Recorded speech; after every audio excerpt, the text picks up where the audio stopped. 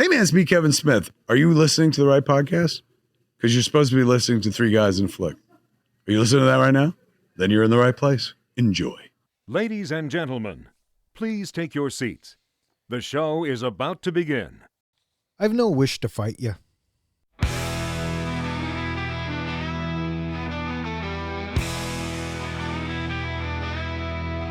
Three guys and a flick with Don, Ken, and John. Dive into the movies well after the dawn. From the good to the bad to the wildly absurd. They give a fuck about films. Their voices are heard.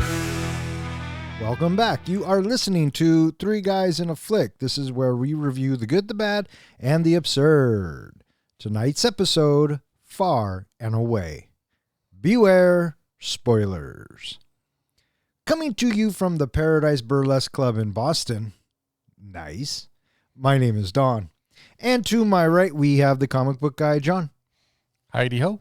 And to my left, we have the professor, Ken. Hello, everybody. How you guys doing tonight? I'm doing pretty good. Yeah? I'm ready to kiss the Blarney Stone. Blarney Stone? Mm-hmm. Okay, just making sure. What about you? Not too bad. Not too bad. Tonight we are talking about Far and Away. Far and Away comes to us via the Bronco helmet from one of our listeners, Yvette T. And when asked why she threw that into the helmet, she said she likes this film. It's a period piece, so she's already on board. And she likes Cuckoo Pants and Kidman. So, you know. That's Captain Cuckoo Pants. It's actually Dr. Cuckoo Pants. Oh. That's what I called him. But when he became Captain Moonlight last night, he became Captain Cuckoo Pants. That's where I figured. Yeah. So, John, what are the other two movies that they did together? Eyes Wide Shut, Mm-hmm. which I think was because their eyes were sealed shut. I don't know. Oh, no. Have you ever seen that movie? Oh, yes. Oh, of course you have. Orgies. Of course you have. What else? The other movie they did together. Isn't Cuckoo Pants' name Cole Trickle? Yes. Okay. I can't remember the other one. Days of Thunder. Oh, that's right. Days of Thunder. I've only seen bits and pieces of that one. It's not a bad watch if you like race car driving and Cuckoo Pants. It's got Robert Duvall in it. And Michael Rooker. Michael Rooker. So that's my first Michael Rooker movie. And isn't it Brockheimer? It probably is. I think it is. Simpson and Brockheimer, I think. I think it's before Simpson dies. No, I don't know. But yeah. Had either of you seen this before? Yes. I've seen it a few times. Wait, hang on. Say that again? I have seen this movie a few times. Really? Yes. How many times have you seen it? Probably maybe this was my fourth time. 4 times. Yes. Wow, 4 times. And to be honest, the first 2, maybe 3 times I enjoyed the movie. But going into this movie, I've got a lot of negatives. Really? Yeah, well, I'll be curious to hear what that's about. I looked at it from a whole different vantage point, and honestly, I don't think I will watch this movie again. But it's Ron Howard. It's a well-made movie, beautiful scenery. The acting isn't horrible. It's a great movie overall. There's just, like I said, we'll get into it, but there are reasons why I don't see the movie the same way I used to. okay. This is our second Ron Howard movie. What was the first? Solo, A Star Wars Story. Oh, then it's our third. Oh, Willow. Oh, fuck me sideways. Released on May 22nd, 1992, Far and Away was directed by Ron Howard. Story by Bob Dolman and Ron Howard. And it stars Tom Cruise, Nicole Kidman, Thomas Gibson, Robert Prosky, Cyril Cusack, and a bunch of other actors. How'd this movie do, Don? This movie was made for $60 million and brought in $138 million. That year, it only made in the box office $58 million. So it didn't even recover its costs the first year. Yeah, well, that doesn't surprise me. But This was a costly movie. yeah, $60 million. I wonder how much of it was just in salaries. at that time, 92, Cruise was probably getting 20, I would think. Probably. Because I think it was Jim Carrey was the first one to get 20. Yeah, And he then was. after that, everything just kind of blew out of proportion. You So And I think this is our first 1992 movie that we have done. Really? I think so. Huh. Interesting. I got to say, when I looked at the top 20, I have seen like 19 of those 20. And I'll bet you I saw most of them in the theater. Well, fucking hit me. Top 5. You don't Oh, have you it? didn't write them down? No, I did, but I'm Oh. curious. Can you give me another 1992 movie? Oh, okay. Sorry. I'm with you now. 92. I wrote down the top 10. Okay. But- Batman Returns. Batman Returns is number 1. Bam! Fucking nailed it. It's like Family Feud. I'm going to steal it from you if you don't get them all. Why'd you write them down? You looked them up? He Of course did. you did. You Of course he did. Fucking cheater. I do my homework. I'm doing this by fucking memory. That's the point of it. So in other words, you didn't study. You just figured I'm going to come in cold and take the test. And get the number 1 answer? Yeah, dude, I'm pretty fucking cold. The only reason I looked this up was because how could we not have had another 92 movie? It's our first 92 movie. And so I was just curious and I looked. It's like, well, I wonder what was big that year. And I'm like, oh, wow, look at all those. What'd you say was your first guess? Batman Returns. That wasn't the number 1 movie. According to the professor, it was. Yes, it was. Not domestic or worldwide in 92. 162 million. Yeah, but domestically, Aladdin made 217. Aladdin made 123 million. Oh, I like this game better. What's number 3? I have worldwide, it made 504 million. Aladdin made 217 according to... So domestic box office for that year, 1992, Aladdin pulled in $123 million. And then how much did Home Alone in New York? 149 million. That's not what I saw at Mojo. Mojo, where'd you go? It's a website called The Numbers. Oh, The okay. numbers.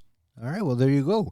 So, okay, I'm going to guess that the top 5 movies in 92 were Batman Returns, Aladdin, Home Alone 2, and what else did you guys say? No, keep going. Totally.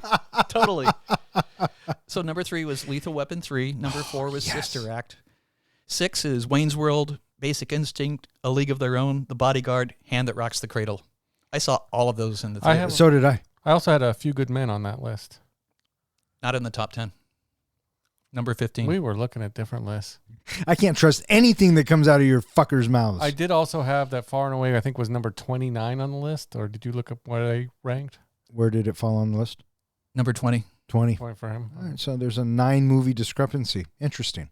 One participant in this film that I had no idea was in it, and my face just lit up when I saw his name. Thomas Gibson. Who the fuck is Thomas Gibson? That's the bad guy. He's the antagonist. Oh, he's a dude from Dharma and Greg. No, John Williams. Oh, yeah. I have completely forgotten that John Williams did this score, and I remember watching it and listening into it thinking, it doesn't quite sound like a typical John Williams score. It was very different. Right, not until the third act. Yeah, absolutely. Once we get to the third act, then it's John Williams. Yeah. I feel that I corrected a mistake that I had been making for years about this movie, about people who were in this movie. For some reason, on all the previous viewings, I thought the little kid in the fighting burlesque room was Dustin Diamond. Oh, I always thought he looked like Screech. That's funny. And I think this is our first Nicole Kidman movie. Lucky us. This is kind of earlier in her career, I would think. Mm-hmm. I guess if I... Yeah, this is, I think she really takes off in 1990 with Days of Thunder. That's where she makes a big splash. And then she's pretty powerful in the 90s. What got her on the map was the movie that she did before that, which was Dead Calm. Did you ever see Dead Calm? Isn't that with Sam Neill? Mm-hmm. It's on the boat, isn't it? Yeah, it's on a sailboat. Yeah. She did that before this? Mm-hmm. I remember her from a movie called BMX Bandits. Ooh. We did do a Nicole Kidman movie. Okay, hang on. We did do a Nicole Kidman movie, and it was fucking... John? No, I don't listen to our show. How would I know? Oh, Jesus. Tits. I'm telling you. There were tits? Then I would know. It wasn't- Oh, God. Freaking Moulin Rouge. Yes. Oh, Moulin It was my Rouge. movie. Dick face. He's bitter tonight. He's look feisty. Yeah, well, fuck. To my defense, I fucking forgot it because I don't like Moulin Rouge. You have no excuse. I almost feel like Exactly. singing. Yeah. Exactly. I'm touching myself. What did you guys think of Cuckoo Pants and Kidman as a pair? No believability at all. I thought that it was palpable. You could tell that there was charisma, energy, charm between the two of them. Yeah, and I'm sure that's what Ron Howard and producing company was banking on. Yep. And yeah, you can feel it, definitely. And out of all of Cuckoo Pants' performances, this one rates up there with one I'm not a huge fan of. And it's the accent. Yeah. You know, Well, neither are the Irish. About his accent in this movie, him and Nicole Kidman. This movie has become somewhat of a cult classic back in Ireland because they like to watch it and laugh at their attempts at the accents. that's funny. You have an Australian and American playing Irish. Mm-hmm. So Ron Howard did also emphasize, in particular, one scene, the natural charm that the two have with each other, and it's the scene where Tom Cruise is unconscious on the bed with a bowl, Mm-hmm. and Ron Howard was not content with the reaction from Nicole, so without telling her, he told Cruise, "Lose the shorts." So when she lifts up the bowl, she's actually looking at Cruise's stuff. So that's a genuine reaction. Yes, and he kept it in the movie. That's awesome. I will look at that scene in a whole different light. Actually, I was wondering because we know what kind of actor Cuckoo Pants is, right? I mean, he'll jump out of a fucking plane. Showing his schlong is probably no big deal for him. I wouldn't think so. So that's funny. And the guy's in this movie, he's freaking built. Yeah, he really He is. is cut. He is cut. That's one thing I have to give him credit for is he really butched up for this movie. Did anyone else from this cast jump out at you? Well, I don't know. I mean, I knew Cole Meany from Star Trek Next Generation, so I was content at the time to see him in there. I love him when they throw him in just in random parts in movies. Yeah, I really do too. I like him in Gone in 60 Seconds. And there's a movie that he's the bad guy. This one? What was that movie that he was like the villain? Like the villain? Or he was a villain. I can't remember what it was, but I like him in a lot of things. He was fun in Con Air. It wasn't a big part. Yes, Yeah. that's the one I'm thinking of is Con Air. What did I say? Gone in 60 Seconds. He wasn't in Gone in 60 Seconds. I was thinking Con Air. Yeah, which is another Nicolas movie. Cage, man. Which is another movie I would love for it to be in the helmet. I would Listeners? love to do Con Air. But really, I can't think of too many other people that really stood out in this movie. Gibson, he was okay. I never really felt like he was, a horrible bad guy, maybe when burning down the house. But other than that, That's not bad enough. no, because he just was an asshole. You know who he reminded me of? He reminded me of Billy Zane's character from Titanic. Oh, Yeah. sure. Yeah. Cut from the same cloth. Right. I thought he was your typical period piece, mustache twirling antagonist. Yes. The guy So- who would tie a girl to train tracks. Yes. I thought the entire cast was believable. The setting was what it was. And yeah.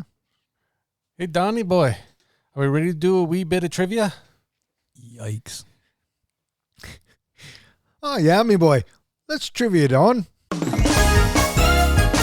Welcome to another edition of Master Movie Trivia. I am your reigning champ. You may call me the champ. I have compiled 5 questions and 5 questions only to test your knowledge on the movie we are reviewing. Each question could be worth multiple points, so if you know the answer, say it. And please wait until I finish each question. Let us begin. Question number 1. What is a reoccurring symbol of Shannon's proximity? A horseshoe. Yes, the A horseshoe horseshoe. that falls into that. Yeah. Huh. In the beginning in the stable, and then when they're on the land race. Yeah, and they're in the territory. Yes. Question number 2. Why is Shannon's pay docked at the chicken factory? For saying bad things to the boss, for insulting him. Talking back. For talking shit. That's one That's right. day. Yeah. You want to go for 2? It reminded me of the Breakfast Club. You Yeah. want another one? Yes. Right. Yeah. Mm-hmm. Question number 3. How much money do Kelly and Burke put on Joseph to win against the Italian? 200. Tied. Well done. Question number 4. What time does the land race start? Noon. Bonus question.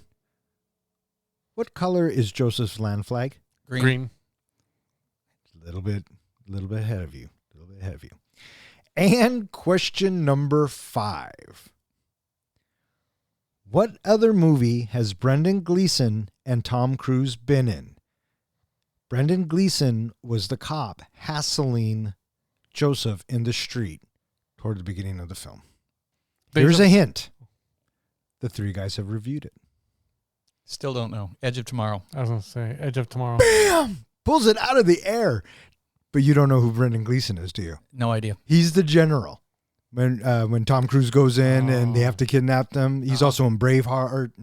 You know him when you saw him. I know who He's you're not really saying the general. I know who you're saying. in Far and Away. He's the cop that's hassling him, and he's super thin and super young. And I had to watch the credits to make sure that was him. So, well done, Professor. Well done. You are one step closer to movie immortality. Well, thank goodness there was a clue.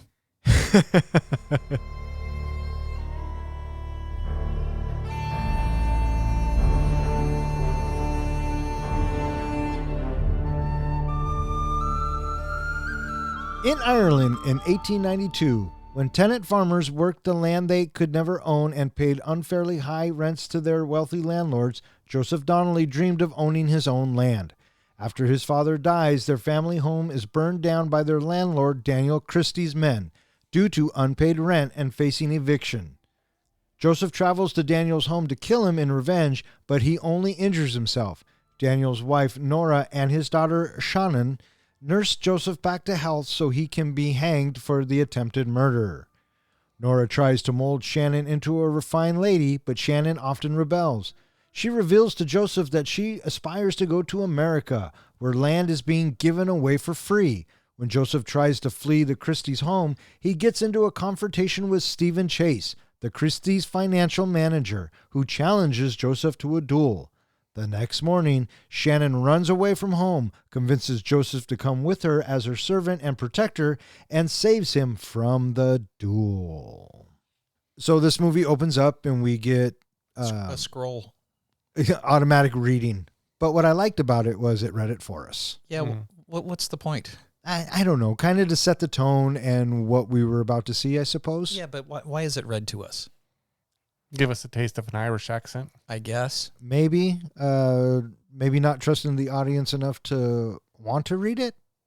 I, for one, appreciated it. But that's just me. And then we get the sweeping shot of Ireland.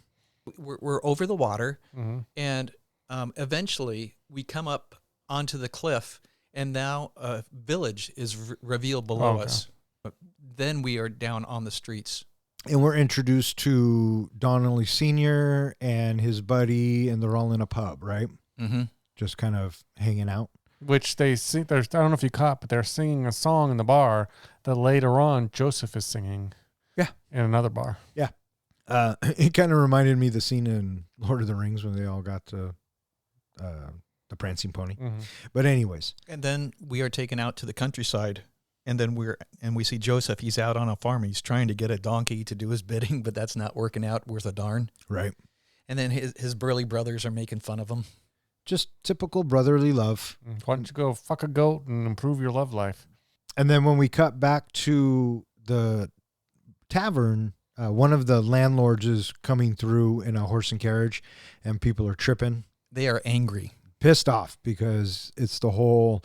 they're going to tax or they got to pay rent or be evicted. And it's just that whole thing that's been going on for years. And a riot kind of breaks out. And in the midst of it, Donnelly Sr., he falls and he injures himself. Doesn't he get all that concrete and stuff comes down on him? Yeah. And so definitely a head wound. Mm-hmm. And he tells his buddy Chaffee or whatever the fuck his name was, Take me to my boys. Take me home. Dante Duff. Thank you.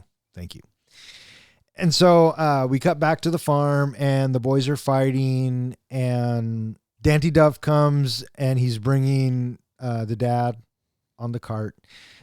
I thought it was interesting when they get him inside, and Tom Cruise's character is all, sad and feeling it. The other two just didn't give a fuck. They're just standing there. What the heck? That's your dad. I know. This is the bit where Joseph's dad dies, but then comes back. Yeah, and that was a weird camera shot of him going up. Yeah, and his soul. And I get it. That's exactly how I took it. And then to come back down, I think it was meant for comedic relief, maybe, or levity, perhaps. But maybe he just fell asleep. I felt like the whole the point was of having his spirit leave the body, like as the camera, was just so we could see it again at the end of the movie and relate it instantly back to the beginning of the movie. Oh, like a setup? Yeah. Now, do you call that a callback, or would you call that, was it foreshadowing of this is how Tom Cruise is going to end the movie? I would call it a callback. A callback? Yeah. And so Dad dies for real this time. Mm-hmm. And then the camera takes us up out of the building and turns up to the sky, and you look at the clouds and the sun shining. Oh, I guess he really is gone. Right. But before that, we do get a little piece of foreshadowing when the father says to his son, they have the whole conversation about, one day, Joseph is going to own his own piece of land. The father's like, you own your own piece of land, and I will be smiling down on you from heaven. Yeah. So obviously that's where this movie is going, is that Joseph's pursuit now has to be to own his own piece of land. Right. He wants to be a farmer, and he wants to raise crops and animals and all that. So, yeah. But in the meantime, he's pissed off. He's got some murdering to do. Right. He becomes Captain Moonlight, and we get the little funeral procession. And then what's his face comes in. He rides up on a funeral procession as someone just died, and he tells them all, look, you don't have to talk to me if you don't want to, fuckers, but whoever owns this land or whoever's renting this from us is past due, and I'm going to burn your roof down. Do you know who Captain Moonlight apparently is a reference to? No. Apparently it's a reference to a real historical figure known for being a Irish outlaw and folk hero. His name was Andrew George Scott, born 1842, and he was originally a church minister before turning to a life of crime. Famous for his daring robberies and defiance of the colonial authorities. And eventually he got hung. But anyway, he was a folk hero. Kind of like Robin Hood, but different. Yeah. And so after his house burns down, they're at the pub. And this is where Joseph decides, I'm going to kill the Christies. And you notice nobody tells him, no, it's not a good idea. No, because they all probably want it as well. Yeah, they all go find him a gun. And he's talking to Dante Duff, and he's saying, I want to kill this fucker. I want to, get some revenge. And Dante's like, all right, let's fucking do it. I'll give you a gun and all that. But what I like about the bit is, I think he tells Joseph, you don't want to mention this. You don't want to mention this out loud. People are going to think you are going crackers, right? Mm-hmm. But the next shot, Cruise is walking out, and they're all calling him Captain Moonlight. Because everybody knows. Because Dante Duff couldn't keep his mouth shut. Yeah, they're sending him off with all these well wishes, and there's a sense of jolliness, and they're cheering for him. Mm-hmm. It's like, good grief. Well, yeah, they want him to succeed. They don't want to pay the taxes or the rent anymore either. Yeah. And if they kill the landlord, problem solved. And why not let this kid do it because he wants to fucking do it? And so he travels, and we get by donkey. We get a montage of him traveling, which I thought at the time, it's a bit much. And every time like they did that montage and you see him riding the donkey, all I kept thinking was, donkey! Oh, from Shrek? Yeah, they should have made it like a talking donkey. No. And he ends up at a pub, I guess? Or an inn or something, yeah. Yeah. And he's having his pint, and in walks this gentleman, if you will. Christie, right? Yeah. But we don't know that at first. Yeah. He's lavishly dressed, and he's gregarious and in good spirits, and offers to buy everybody a shot of whiskey. And everybody's instantly in a good mood. And then we find out that it's the landlord, Christie. Daniel Christie. What'd you guys think of the bit where Cuckoo Pants finds out and then he follows him? I was curious how, the first time I saw it, how his character is going to react to this. Because it's his good fortune that he has stumbled into him, and the opportunity to follow him and get him. Right. And so I thought that, it's going to be a curious thing to see if he actually tries to do it, if he has the steel to do it. And I kind of thought that as well. He doesn't come across as a murderer. Mm-hmm. Well, that and I don't remember what his first name is, Christy. He came off as a really likable guy from the start. I mean, everybody in the bar liked him. The way he talked to, Captain Cuckoo Pants or Captain Moonlight, the way he talked to him, he just seemed like a guy you wouldn't want to murder, that there's got to be more to the story. He doesn't seem like this mean landlord guy. No, but in Cuckoo Pants' defense, he doesn't know any better. I know. And But I'm talking about from the audience's point of view of, we already like this guy. right. Well, they do that on purpose. Mm-hmm. So when the moment you hear his name, you have the same reaction as Cuckoo Pants, right? Yep. Like, oh, Yep. that's kind of a kick to the nuts. Yep. And so Cuckoo Pants follows him out, and Christy's all drunk and is, swaying back and forth. I thought it was interesting, or maybe kind of telling, that when Christy was standing still and taking a piss and Cuckoo Pants was getting ready to shoot him, it's like something was always getting in the way to make that happen. Because I kept thinking, well, how hard is it to shoot this fucking guy? He could have just walked up and strangled him. Or something, right? But there was always something there, or some kind of action that prohibited him from doing it. Like when the donkey takes off and pulls him out of position. I got the feeling, even though, he wasn't really a murderer, so he wanted to do it in an honorable way. And like the way he ended up doing it, which was calling out and explaining why I'm shooting you. Yeah. So eventually he follows Christy to his estate. Mm-hmm. And I think he's awed by the estate. Absolutely. I mean, he comes from this little rinky-dink shack, and then now it's like a castle almost. Is this where he hides in the barn or whatever? Yeah. And so The he stable? misses his opportunity to kill Christy, and so he falls asleep in the barn. It's the next morning. And we hear some horse hooves. Mm-hmm. Pitter patter. There you go. And it's Shannon. We are introduced to Shannon, and we are immediately told by her mother, I saw you galloping out there, young lady. Proper ladies don't gallop. Yeah, and she comes across as, from the get-go, she is somebody that is, if you will, kind of sort of bucking her status in life. Oh, yeah. She's definitely questioning it. She doesn't want to be the status quo. She wants to live a modern life and do modern things. And, she has aspirations. She's a rebel. Totally. And you can completely tell that about her from when she comes into the stables. She doesn't act like a lady. She just starts to unwind and take it easy. And this is what catches Joseph's eye.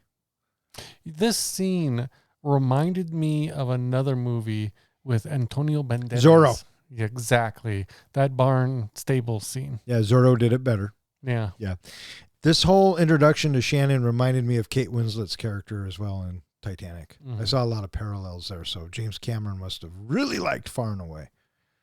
But that's just me. Mm-hmm.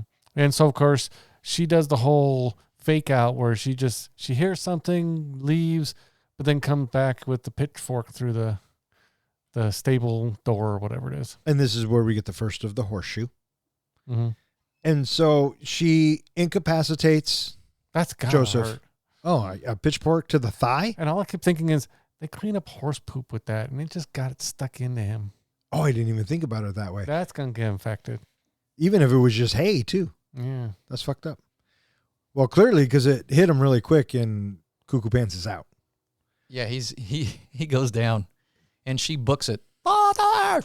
And so Father comes out and Followed by Mother, and there's a couple people on the grounds that are now paying attention. and they're like, what's going on? What's going on? This was something that I felt like, I think even the first time I saw it, you could see it coming. You knew when Joseph aimed that gun, when he comes out of the stable and he points the gun, and he says, I'm Joseph, blah, blah, blah, blah, and, you're evil landlord, blah, blah, blah, and you need to die. You knew that gun was going to backfire. I was surprised by it. I didn't think it was going to go off or something. He definitely was not killing Christy right then and there, but I thought it was kind of funny that it backfired and it blew him backwards. What'd you think? Yeah, it literally backfires on him. And, having that happen, I thought it was, I was surprised that he didn't at least try the gun before this. Yeah. I think just he try only it had out. one bullet. Because it was a very tired looking rifle when Duff gave it to him. Yep. And so for him not to even practice, boy, I don't know. Well, you got what you got, right? Yep. And so the Christies naturally come to his aid, and they take care of him. And this is the bit where we get Mother and Shannon in the room, and Mother has to change him. Yeah, he's unconscious. Yep. And they cover up his schlong with a bucket. A bowl. That's what it was. I'm giving Cuckoo Pants a lot of credit there. Do you think they used that same bowl at dinner that night? No, that was to wash his face in. Oh. So he starts to heal, and this is where Mother's having a tea party as well. And the tea party is another reflection of the life that Shannon wants nothing to do with, because she sees this, I think, as her future. Yeah. yes. We get a strong indication when it's like, Shannon, could you play the piano? And she's like, no. Yeah, you get the sense of her rebellion. And we also get to meet Stephen Chase properly.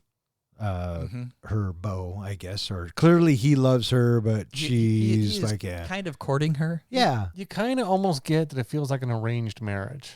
It's like the parents have picked this guy out, and now he's allowed to court her. Oh, that's something that was very common back then. So yeah, they did a good job of making you feel that. Because when I first saw him, I said, oh yeah, that's totally the villain. Look at his fucking mustache. Exactly. Right?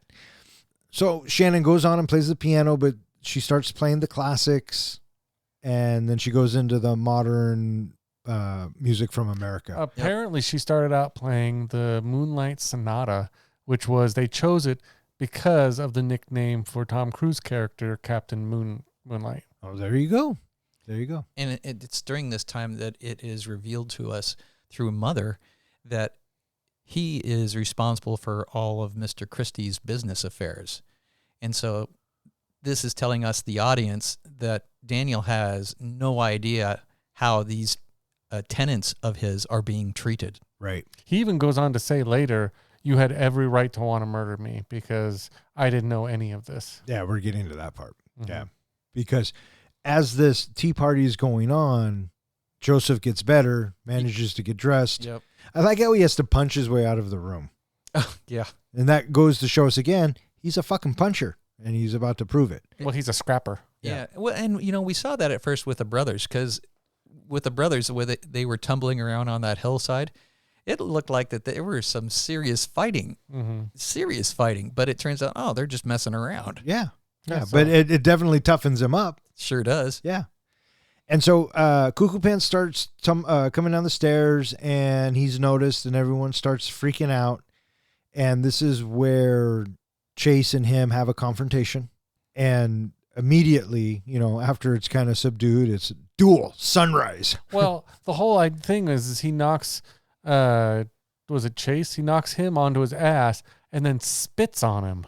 Yeah, that was good. I'm thinking there's no way this guy who's got such an ego, so much honor, is going to take that. Oh, fuck no. That's why the first words out of his mouth is duel, sunrise. And I think I'm going to start saying that to you guys. I almost felt like, did he spit into the guy's mouth? Oh, it looked like it. Oh, it looked horrible. It did. But, Cuckoo Pants is a method actor. He's got to get into that shit. So. And it's also during this time that Joseph calls out. He says, "You're the man that burned my father's house." Right. And so they subdue Joseph. They take him back upstairs because he's got to await the duel. And later that night, a ladder shows up at his fucking window, and it's Shannon. So. Shh, I'm running away. I want you to come with me. That was horrible. I went into Australian. Yeah. And Joseph, he doesn't know what to make of Shannon. You can be my servant. Yeah. Yeah. And her protector. Mm-hmm. But yeah, you're right. He doesn't. She's the daughter of the man who had his family evicted. And she stabbed him in the fucking leg with a pitchfork. Mm-hmm. But he does go on to say later on in the movie, it was love at first sight. Well, for both of them. Come on. Anyway, so, she sums it up. She says, boy, you wanted land? If that's what you want, then come with me. And this is where we get the plot of they're giving away free land in America. Yeah. Which he, of course, thinks is utter bullshit. Right. He's like, fuck that. I'll take my chances. Well, he also Good luck, Shannon. He's also the whole idea of, I was born in Ireland and I will die in Ireland. And she's like, yep, you'll die at 5 a.m. tomorrow morning. Yeah, because the duel is coming. Yeah, and he's going to kick your ass because I've seen the way you shoot. I was surprised that he refused her offer. I'm not too surprised. He's got a lot of honor there, a lot of pride. He wants to fight the guy, I think, in the beginning. Yeah. And at this point, I'm thinking, how come they just don't have fisticuffs? Why a duel? But we'll find out. Because that's a gentlemanly way. Is it? I don't know. Maybe I'm not much of a Well, gentleman. the thing that I thought about, the duel the next morning, Chase even comes with his family's dueling pistols. So it's like he's had those ready for any time that he needs to duel. Well, among social elites, dueling pistols, it's not uncommon for people of status to have a set of dueling pistols. Mm-hmm. It is something that is usually bantered around, that is rarely escalating to a duel. Mostly people back down, but they have a second. So when Daniel comes in, he offers to be his second. So both sides have a second, and then there's a whole ethics and code of honor and a certain way that a duel is supposed to proceed. And like I said, it almost never escalates to a duel. And this is kind of important storytelling right here as well, because Daniel actually feels bad because he didn't know what happened to Cuckoo Pants's. He doesn't know the circumstances. All he knows is what he was told, and that he was told that I burnt your fucking house down. I'm fucking sorry, man. I didn't know that was happening. And he offers to be his second, and I love how the two of them, he immediately starts walking with him and talking to him. Yeah, and Cruz looks at him and says, like, yes, sir, and thank you, sir. And it was heartfelt, and it was like they were making amends, because Cuckoo Pants should have died. What I did like is when he got to what I think it was 10 paces, and the guy, and he calls out 10 or whatever, that Christy runs away like a little child. He's like, he's like, who? And then he scurries off. He recognizes where he's at. Yeah. Oh shit, I'm fucked. And then that fog, could that be any more convenient for a duel? Totally. Yeah. And look how Cuckoo Pants says, I can't see you. Well, I can see you. Yeah, and he got fucking lucky. But just before Cuckoo Pants gets shot in the face, Shannon shows up. And away they go.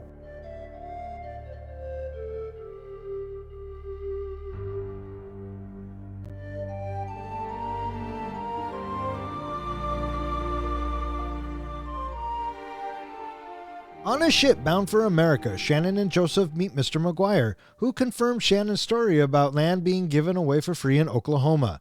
He adds that once landing in America, they will have to travel thousands of miles to get there and must claim their desired land in a race.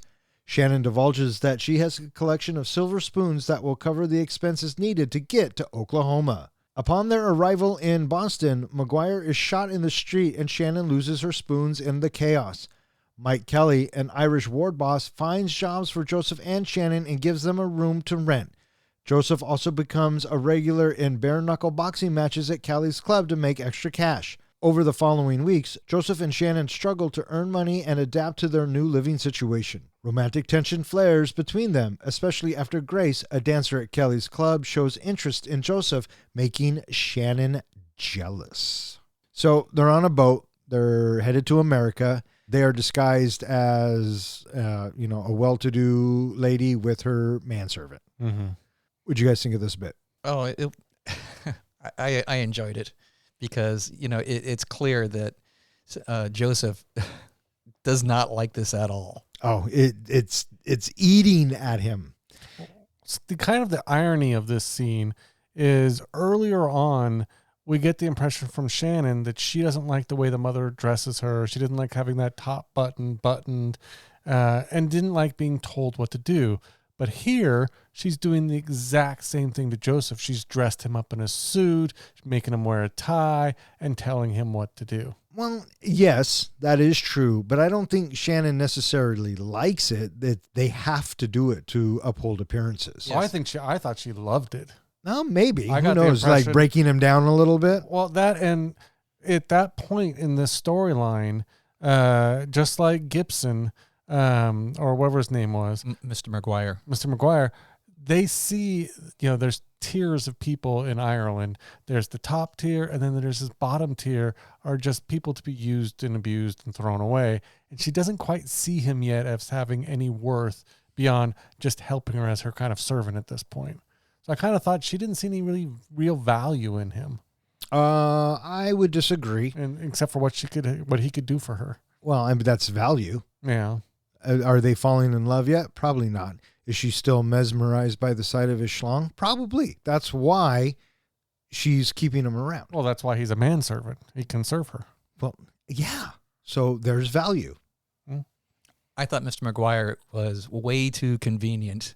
Oh, yeah. Way too convenient for Shannon. Saw that coming a mile away. And I felt like we were supposed to see that, how shifty he was and how obviously he was a con man, but it was to show how naive she really was. That she couldn't see it because she knew nothing of the real world. Oh, yeah. No, absolutely.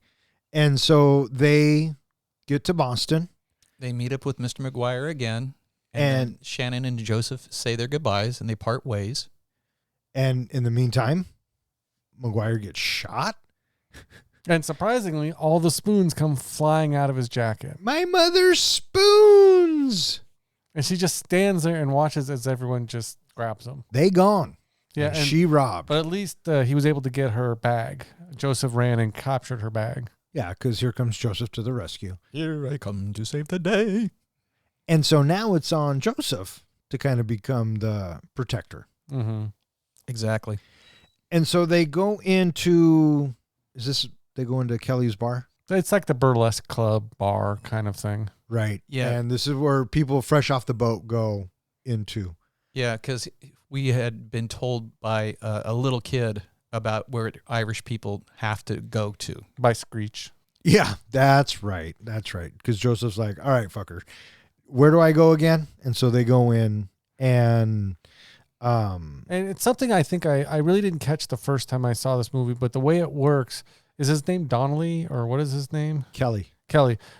He brings people in, gives them, helps them get on their path to citizenship so that they can then give him their votes once they're citizens. Yeah. And so he uses them, that's his reciprocation, uses them to get things passed and get people elected. Yeah, absolutely. That's how it was back then. Mm-hmm. So we come into the place and we see that there's a fight going on, and doggone it, that was some tough hitting. And Shannon standing there, Well, Captain Cuckoo Pants first tells her to stand back. but she doesn't listen. So Shannon's standing there, and when Kelly gets hit, his blood goes all over her face, and it shocks her, which shocks him, and then he gets knocked the fuck out. Well, she lets out like a little scream or something. Or he was startled Yeah. by a woman being that close in that capacity. And so the other dude knocks him down, and he says, I fucking hate to lose. Well, he got a tooth knocked out or broken. Yeah. He got a tooth broken. Yeah. And then, so that's when they meet, and he says, Cuckoo Pants doesn't fight here, does he? Yes, he does. Well, first, the guy goes through all the things of, here, I'm going to get you a job. I'm going to get you a place to stay. Here's how it's going to work. You're going to vote when I tell you to vote. And while that's going on, People are harassing are her. harassing her with a stick and trying to lift up her dress. Oh, And- that's right. And he turns around and goes and kicks the shit out of the guy with the stick, That's right. who's a big guy. Yep. And so that shows Kelly, this kid's a scrapper, and I can make some money. And he was the guy that he knocked out was the guy that knocked down Kelly.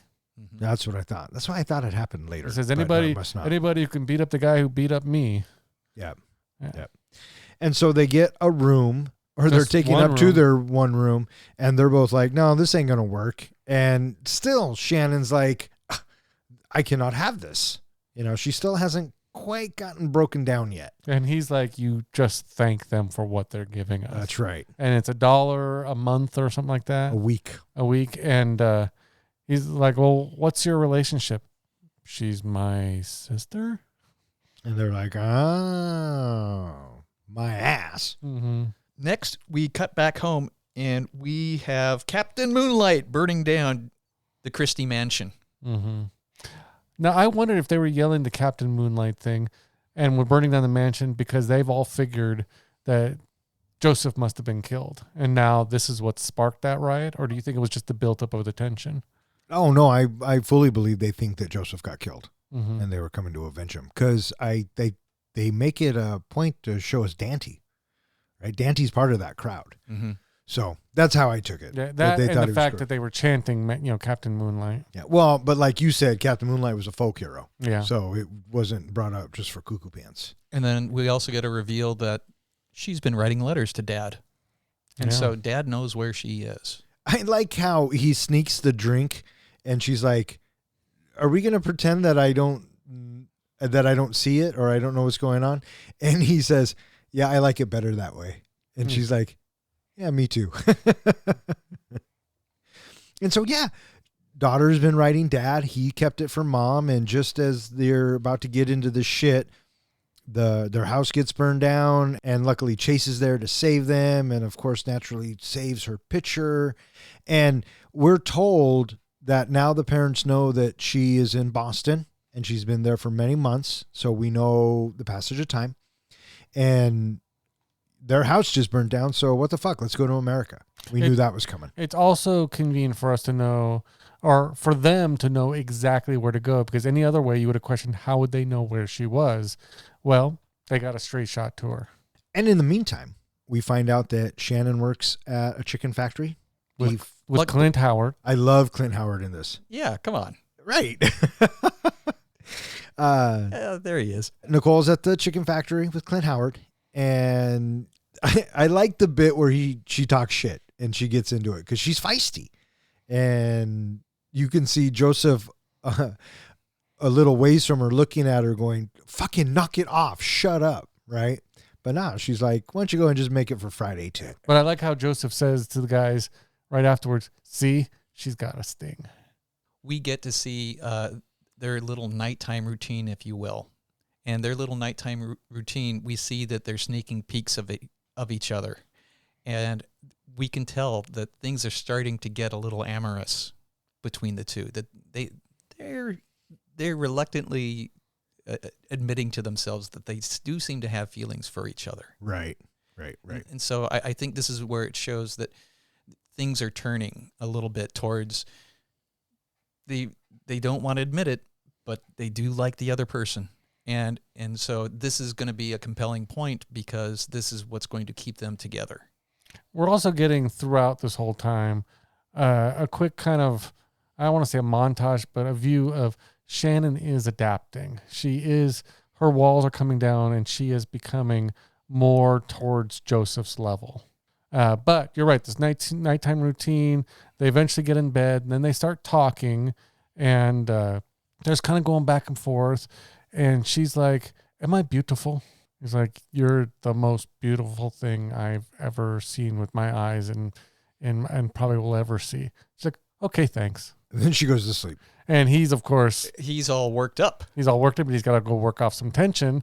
So he goes down and starts kicking the shit out of everybody at the burlesque club.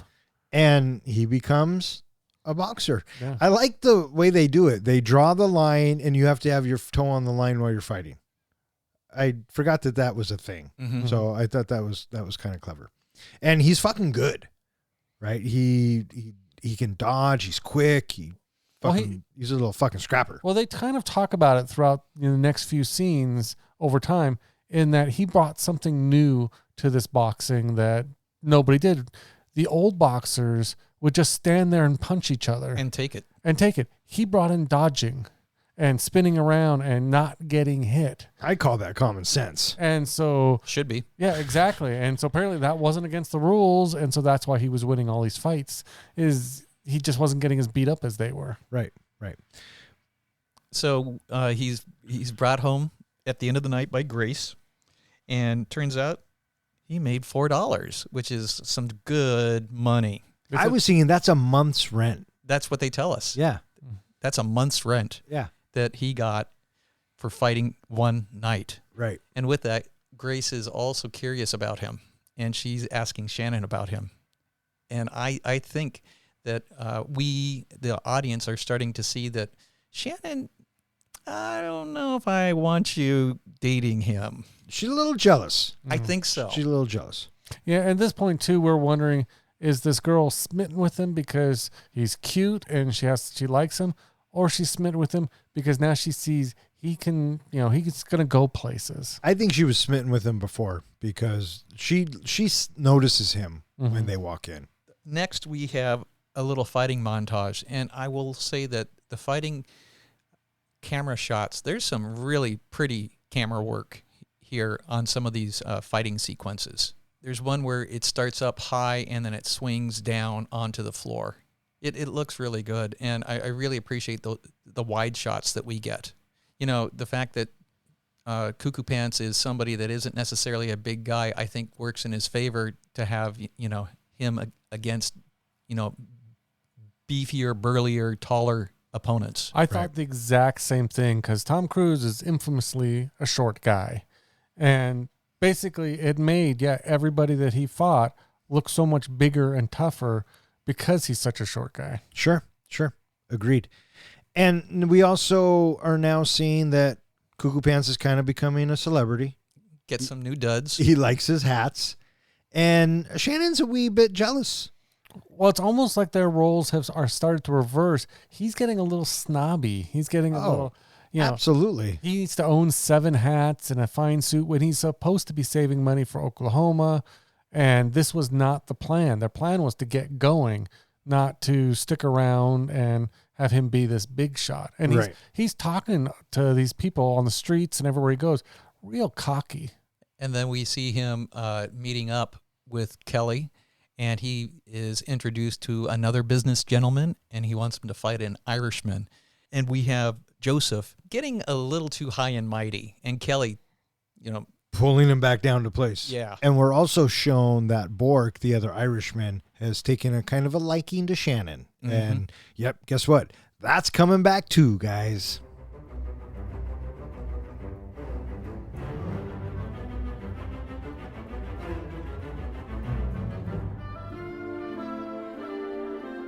One night, Joseph discovers that Shannon has gone to Kelly's club to dance burlesque and earn extra money herself.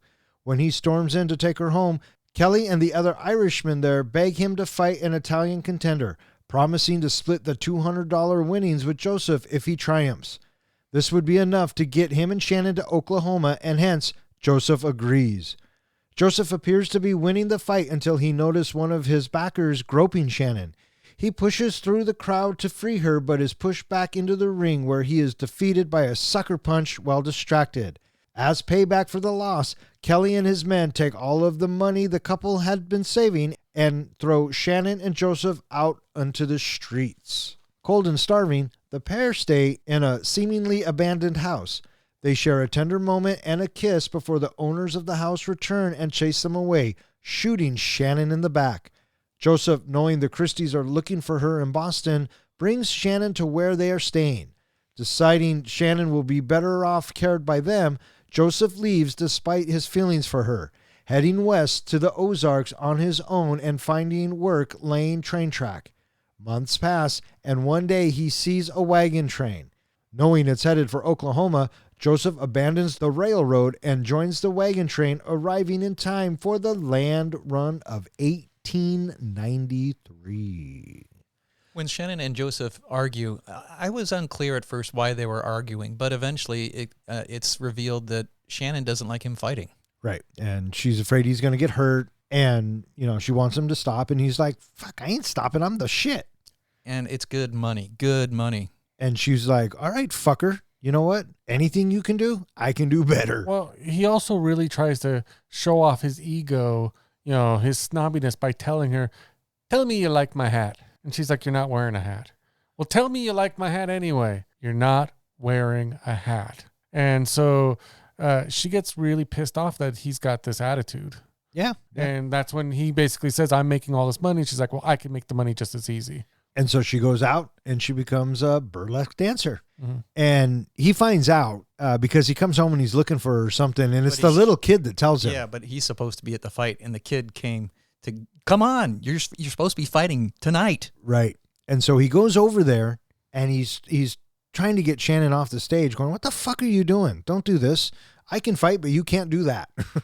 Yeah, but he doesn't want to fight the Italian because, as he told the boss guy, I fight when I want to fight who I want to fight. Right. He's being an egomaniac. And then, of course, the bet comes up. And now Shannon's on board, right? They're talking about splitting the winnings of $200. And that would get him to fucking Oklahoma. And Shannon, she's telling him, that would be enough money for us. Yeah. And he's like, us? Us? Yeah, that was, and that's a pivotal moment for Joseph because there's feelings that are being revealed back to him. And an inspiring moment for him because after that moment, he's like, fuck yeah, let's go fight this bastard.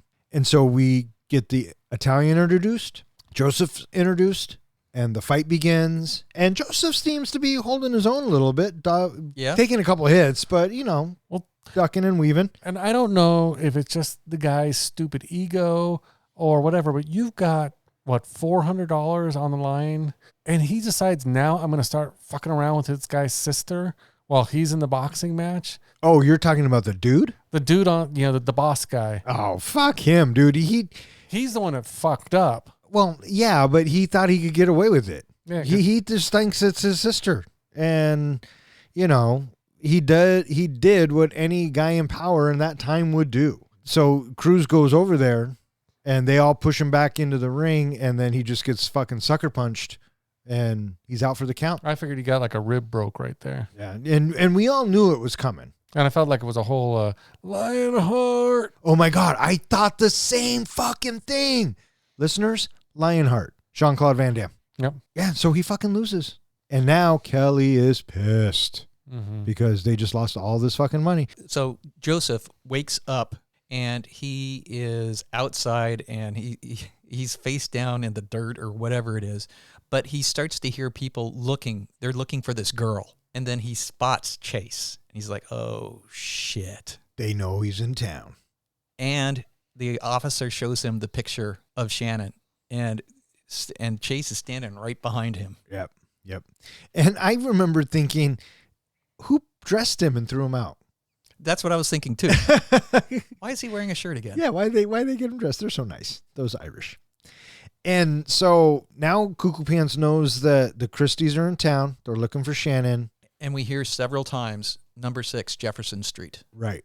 To tell us that's where they're staying. Yep. And so we cut to the apartment and now Kelly and his goons. They throw him out. They got to take all their money first. They're taking everything. Yep. Fucking kicking them in the balls and throw them out on the street. And it's starting to snow. Of course it is. Why wouldn't it? Yeah, because it's convenient. Yeah, it's Boston. It's wicked cold. It's wicked cold. Wicked cold in Boston. Boston. Well, that's how we should have been doing this whole fucking time, yeah? Oh, that was horrible. I have an issue with Joseph at this point because he's begging for somebody, please, we haven't eaten in 3 days. How come he hasn't revealed to Shannon Chase is here? Potentially his parents too. Ego? My gosh, they're starving and he's not telling her? Because I think that he feels like he can fend for her. He can protect her. He can take care of her. And he's going to do it by any means necessary. So, yes, ego and pride. That's probably what it is. That's what I chalk it up to. I also chalk it up to she ran away from them. She didn't want to be part of that life. And by telling her at this point they're here, that would her resolve may have been so weakened, she might have run to them and regretted it later, and she'd probably never be able to get away again. They end up breaking into a large fancy house that they think might be abandoned. But, looking at all that stuff on the table. How the fuck is that abandoned? How the hell is that abandoned? And there's a Christmas tree in there, too. How is that abandoned? Totally. But he finds food. And he's scarfing. But Shannon, I think that she is looking back on the life that she used to have. Yeah. because of the nice things in the house, and it's making her reflect. And she's probably fucking starving and looking a bit ill. Well, I also got the impression that, several times throughout this movie, Joseph's talking about his dreams and he's sharing his dreams with her. And at this point now, she's revealing to him, I have dreams too, and they involve you in a life like this. Yeah. That when we get our land, this is how we're going to live. Yeah. Yeah, they're doing their little pretend game. Yeah. Can we pretend we're married? Yeah. And this is where they Kiss. After their tender moment, the owners of the house come in and they're fleeing, and Shannon gets shot. Dick move. Shooting. In the back? In the back. Well, I don't know, 1839? Yeah. 1842, I guess. I guess. But You think they're vagrants or bums or something? or they've stolen something. Totally. So, they got shot, or she gets shot. And so now Joseph does the only thing he can think of. Yeah, there's only one. He has to make the sacrifice. He has to take her home because he has nowhere else to take her. I love how he pounds on the door and the housekeeper opens up. And first she sees him and she's like, no. And she closes the door on him. And he stops it. And then Chase opens the door. And Holy shit, she's been shot. yeah. But he takes her in and he decides that he's got to leave. Yeah, the best thing he could do is just get the hell out of there. Yep. Right. Not to be a distraction. Right. And now it's 8 months later. Yeah, we're in the Ozark Mountains. Quite the different setting from snowy Boston. Not city. Now we're in the Old West. Yep. And it turns out he's a rail worker. Which was a really dangerous job back then. And so Cuckoo Pants is working on the railroad all the livelong day.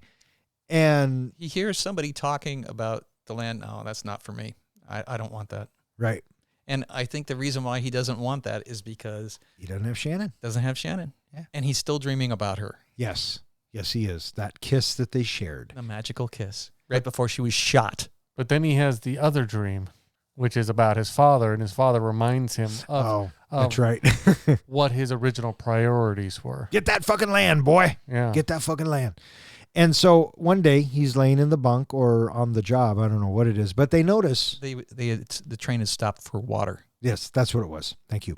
He notices the wagon train and he finds out that they're going to Oklahoma Yep. for the land race. And so what does he do? Gets his shit And he decides to go. and he starts walking. I thought that was kind of admirable. He's walking and you have that big long line of people, and he wasn't the only one walking, but to walk that's got a dedication. Mm-hmm. They don't kick him out. They let him come along. Right? He's eating somebody's provisions.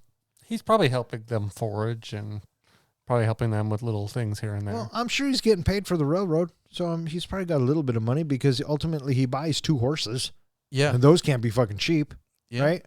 Yep. And Joseph being Joseph, I would imagine that he's saved money this whole 8 months that he's been working. Mm-hmm. So I buy it.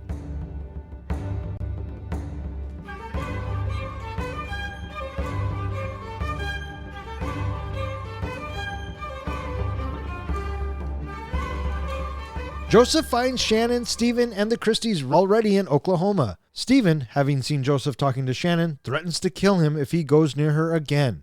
During the land race, Joseph outpaces everyone, catching up to Shannon and Stephen. But before Joseph can plant his claim flag, a fight breaks out between him and Stephen, ending with Joseph being crushed by Stephen's horse. Shannon runs to Joseph's side and rejects Stephen when he objects to her actions. Joseph professes his love for Shannon and seems to die in her arms, but is revived when Shannon reciprocates his love. They then drive his flag into the ground and claim their land together. Roll credits. So they're in Oklahoma, and Cuckoo Pants has to buy a horse, and so he gets 2 choices. The green broke horse or the broken horse. Right. And so he takes the more reliable horse, and Right after this, he spots Shannon walking. Well, he gets like the horseshoe. Doesn't the horseshoe thing happen again? And he Yep. sees it kind of as a sign. he sees her. And so it's revealed to us that the Christies are also here along with Stephen. Right. And with that, we find out that Stephen and Shannon are probably going to be married after they have their land. Right. It's kind of an arranged thing, and it feels like that Shannon has just given up and She's accepted it. Accepted it, right. Accepted her fate, even Yes. though it's not what she wants. Right. And we find out that the race starts at noon, and this is the night before. And Cuckoo Pants takes it as a kick to the crotch that she's even there. It's like his curse that, you know, this woman that he loves, you know, is everywhere where he can't have her. So, of course, he goes into the bar and starts drinking. Right. But we do have Shannon and Joseph briefly chat with each other. Mm-hmm. And I think they exchange pleasantries, if you will, and eventually they do wish each other well. Right. And And then they go their separate ways. Right. So Joseph goes to the bar, gets hammered. Falls and- through the little bar screen. Yeah. And now we are Well, at the race. well, even Or no. He comes out of the bar and his horse is dead. it's- At first I thought someone stole it, but then when the camera pans down and it's still connected to the Yeah. trough. and the guy says behind him, "That's the oldest horse I ever seen." Yeah. And so now that with his horse is dead, we don't know what he's going to do. Well, And, our first thought is he's going to go with the other horse. maybe. I don't know if I thought that right away. I kind of thought, oh, he's fucked. And then we cut to the next day and it's almost noon. Everybody's lined up and we see a commotion and we find out that, in fact, Cuckoo Pants has the cuckoo horse.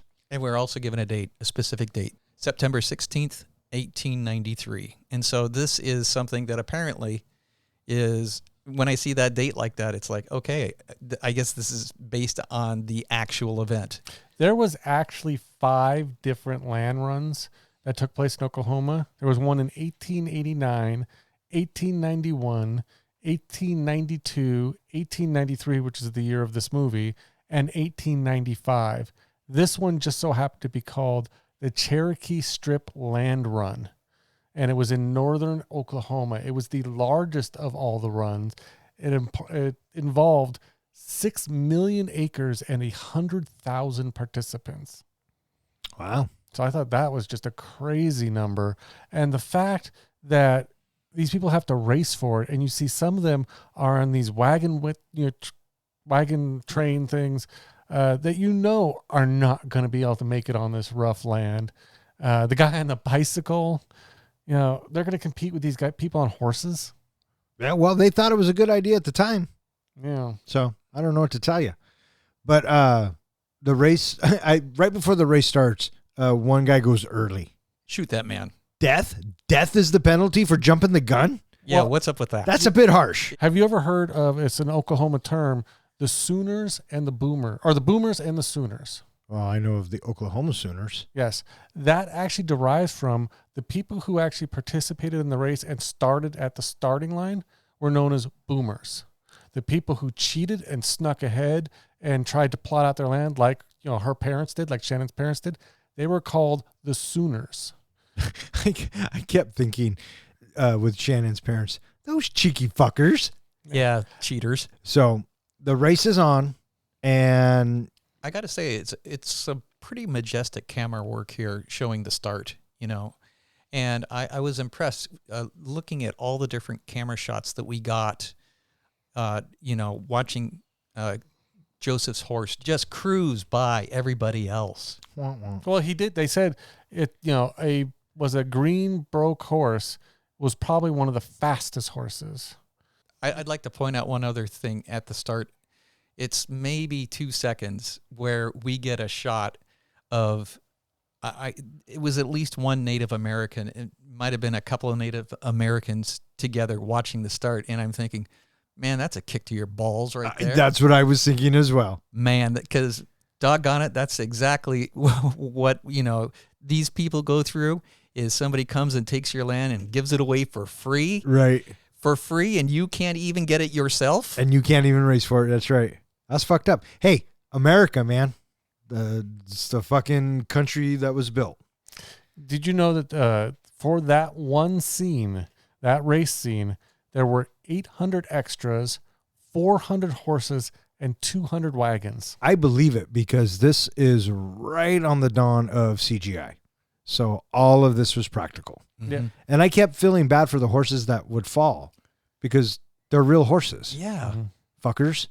But Today, you'd have a digital horse. I watched this movie just the other night with my dad, and right before this one scene, my dad said, "There's a scene coming up that there's no way they would get away with today with PETA and all of that, which is the punching of the horse." Oh, I fucking love that scene. It made me think of Blazing Saddles. Oh my gosh, so good. I've no wish to fight you. Bam! Knocks the horse into submission. And so the race is on. They race. They get to their plot, and Chase and Joseph have to fight. And Joseph gets knocked down or falls on a rock. And now we have our callback to the beginning of the movie. What did you think of the horses riding down that hill to the river? Gutsy. Wow. Yeah. And Joseph goes down there, and Shannon kind of hesitates for a bit, but she makes it down just all right. I kept thinking when Shannon goes down, her dress is going to get all ruined. Mm-hmm. When we have Joseph, he's down, and we see that, there's blood behind his head. I am thinking the first time I see the movie, are they really going to kill him? Are they going to kill him? I didn't think they were going to kill him. I thought they were going to call us back to the opening. Mm-hmm. I thought they were going to do like a Harry Potter thing or something, that he was going to go to a big white room and there was going to be Dad, and Dad was going to be like, "Go back down there and get your land." Oh, fuck that. We're already 2 hours and 20 minutes into this fucking thing. It's time for this to end. It was pretty amusing how the camera goes up, and then we turn away from Cruz, and then we turn away from Joseph, and the camera abruptly stops as soon as Shannon says her feelings for him. Right. So yeah, he doesn't die, and they tell Chase off, and they plant the flag. And then we get the end. Ugh.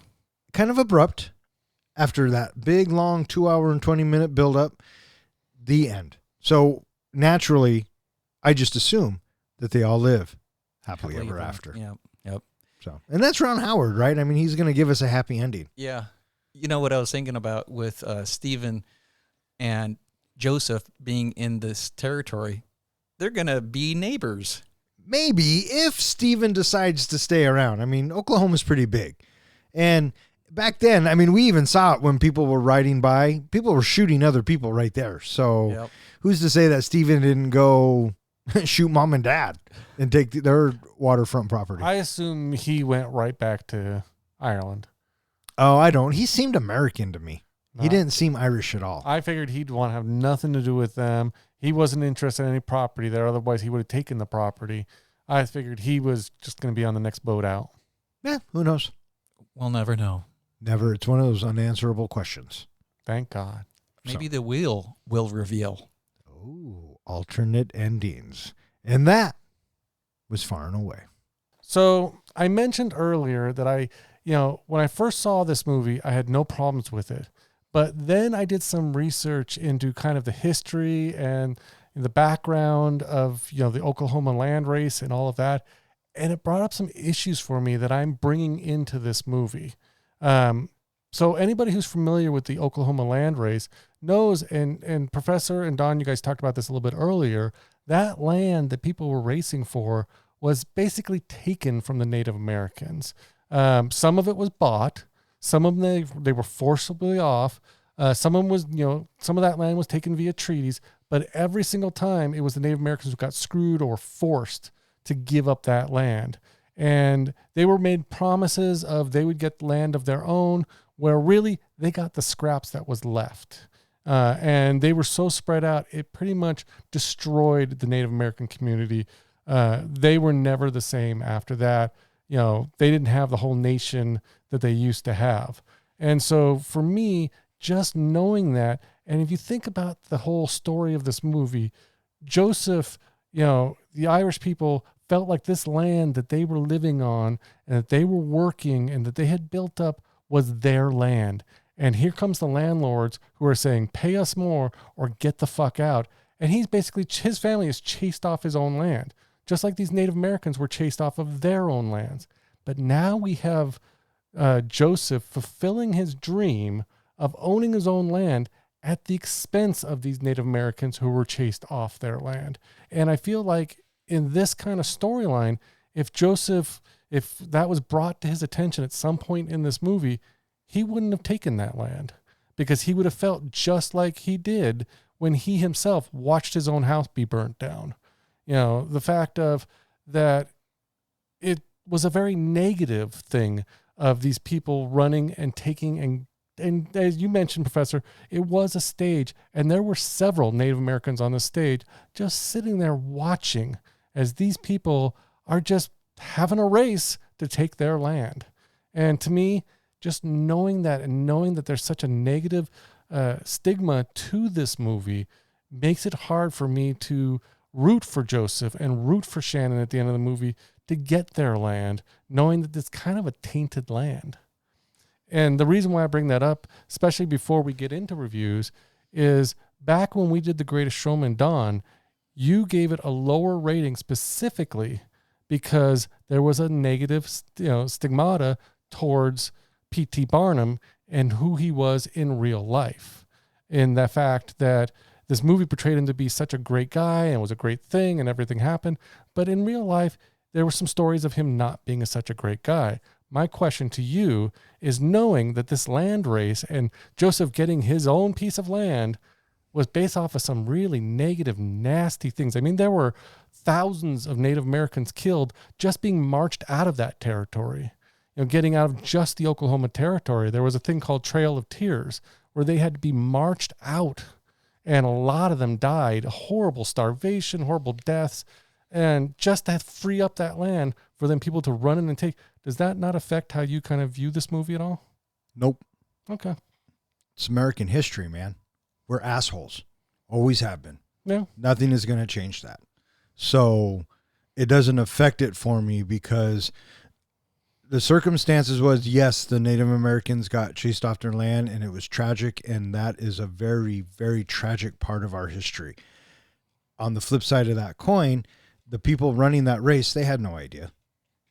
I question that. I think they kind of knew. There's no way to know. There's no way to know. They knew what was happening with the Native Americans at that time. Not everybody did. There were all kinds of treaties made. There was all kinds of But not news. the common folk. Yeah. People, the politicians knew, and people of importance knew. But back then, even in America, there's tiers. And if they're giving away free land, you got Joe Farmer, who just wants to make his better life. He had no idea what was going on. I have to question whether they did or did not know. You can question it all you want. I think it doesn't change anything. So, I mean, we can't go back and rewrite history. Yeah. I just feel like if Joseph had any inkling of knowing how this land was acquired that he's now so excited to get, it taints the whole story to me. Well, if you think about it that way, it probably would. Mm-hmm. So, you got anything on that? No. I didn't think you would, bud. I didn't think you would. Welcome to a new segment we like to call Face the wheel.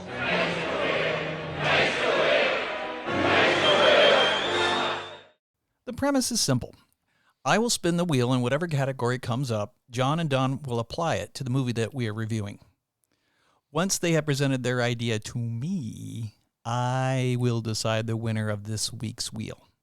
So here are the categories: mashup, plot, rename, genre, reboot, alternate ending. I liked it better when it was called spin again. Pick any. Add any character from any movie. Here we go.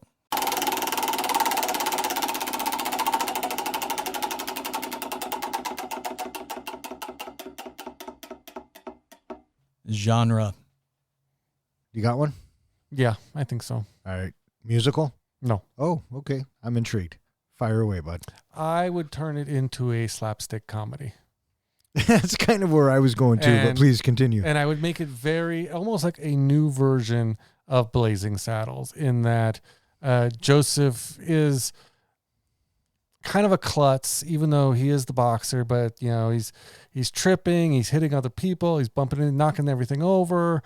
She, on the other hand, is completely clueless. She has no idea what's going on in the world, and things are happening around her, and she's just not seeing it the whole time. And, you have the big kind of, ending still, but everything is just very, very slapstick Mel Brooks kind of comedy. No, there you go. Comedy. Slapstick comedy. Mm-hmm. I am going to go with science fiction. And instead of land in Oklahoma, it's different planets. So you have free planets in a certain galaxy, and Cuckoo Pants and Kidman use space technology, and they go from planet to planet to find their home planet. And yeah, that's fucking terrible. I was going to say, it sounds like almost you're talking Cuckoo Pants language, because that sounds like Scientology. Oh, Could be. yeah. Okay, yeah, I'm going with science fiction. So John has slapstick comedy and Don has science fiction. Well, I think that the point's going to go to John. Naturally. Nuck, nuck, nuck, nuck. So there you have it, listeners. And that concludes this week's Face the wheel.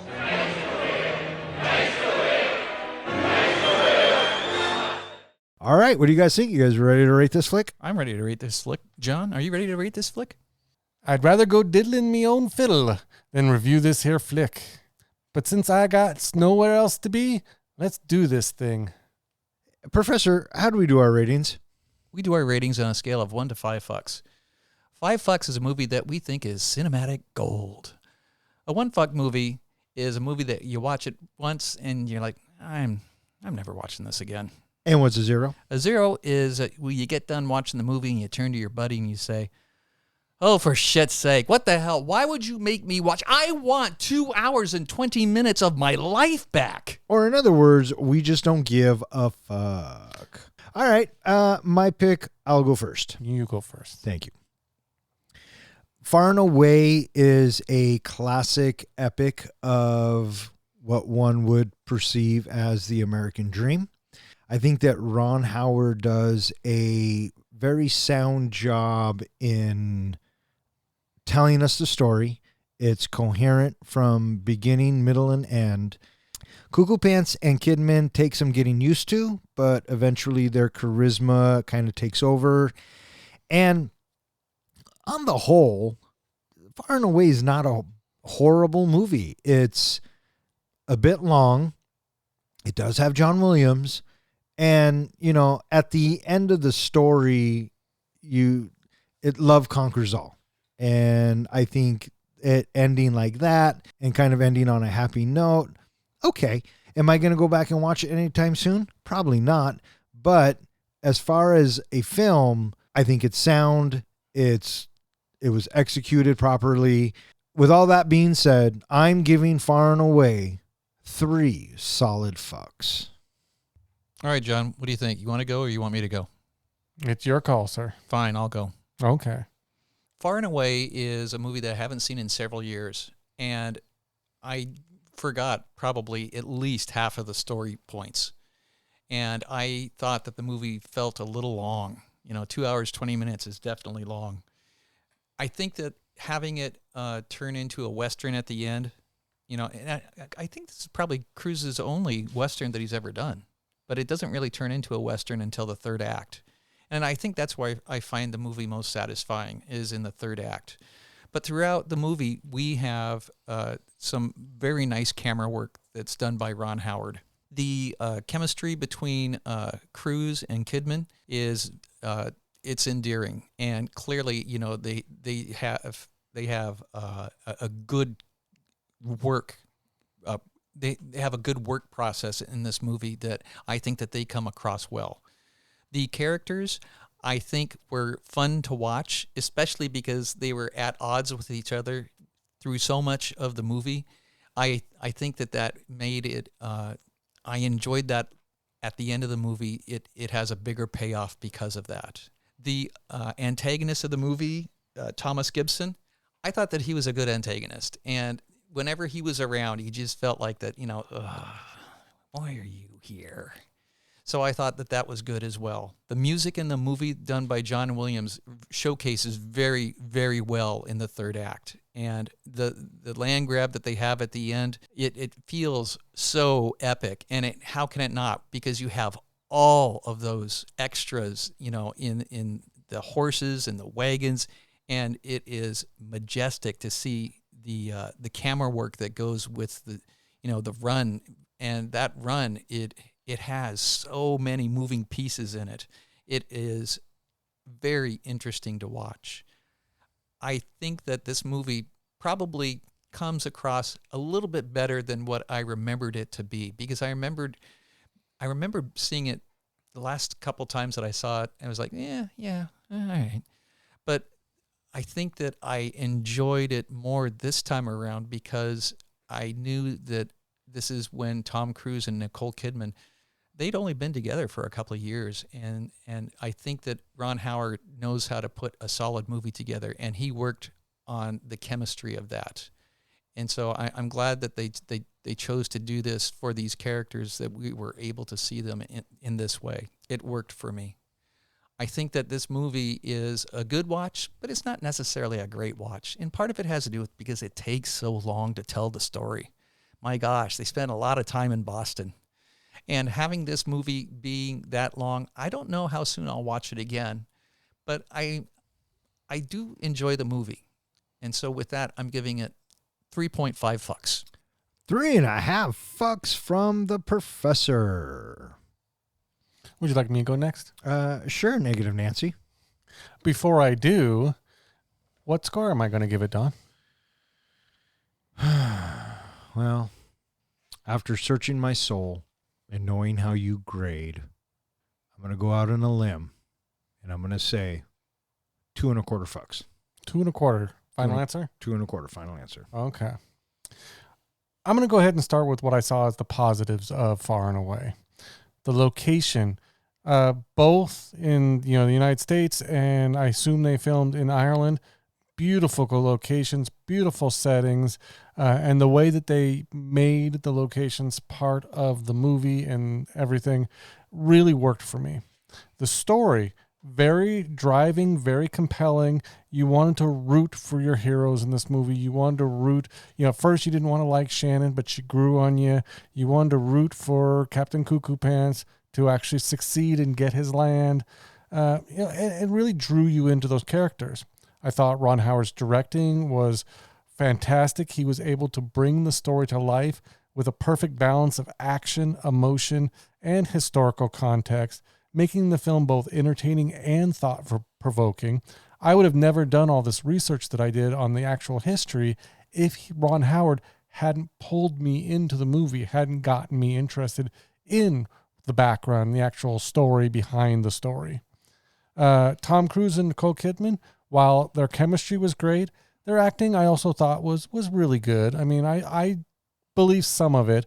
There were some parts with their accents that seemed a little bit weird, took me a little bit out of it, as well as, not really fitting the parts at times. But otherwise, I thought they both did a great job.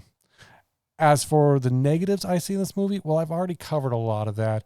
And before I started doing my research, I didn't really have a lot of negatives about this movie, except for I thought the pacing was slow in certain parts.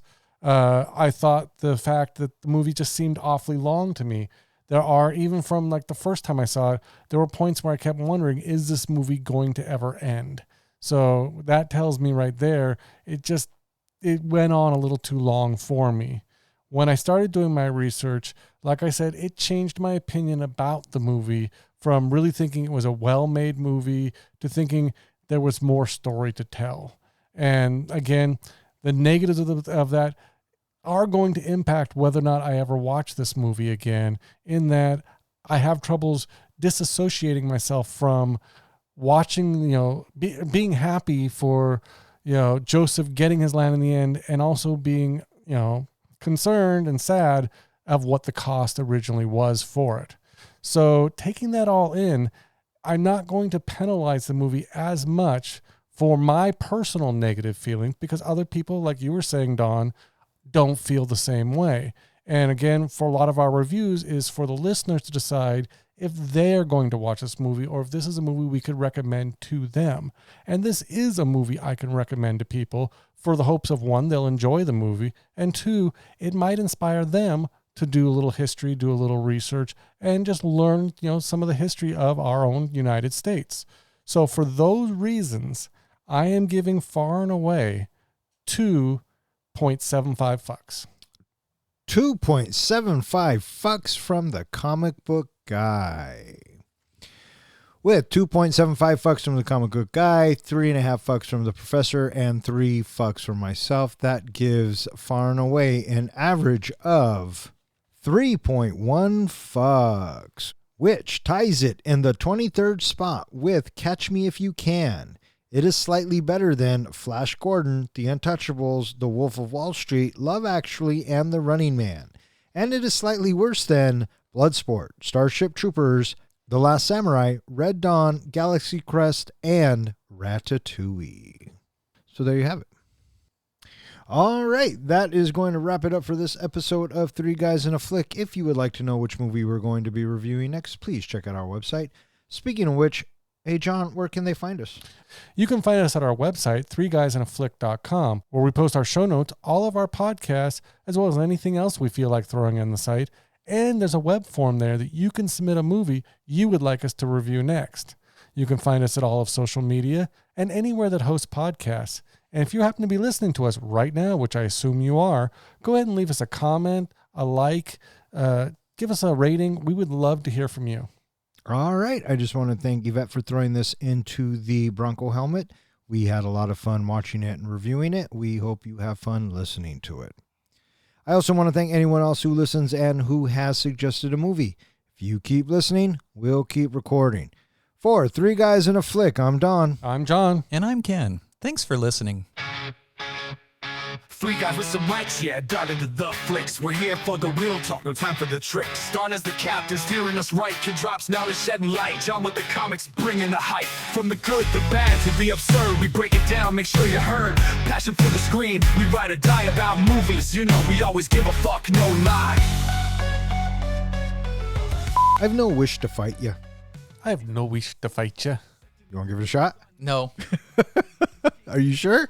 Pretty sure. Okay. I've got no wish to fight you.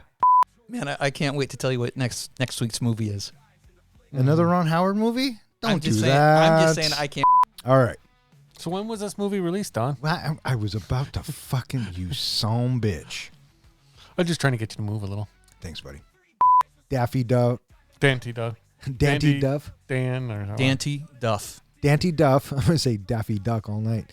Yeah, I mean this is where they hook up. They don't hook up. They kiss. Yes. What's the difference? They then drive his flag. You know what I'm saying. into her ground. I didn't say her ground. All right, what do you got?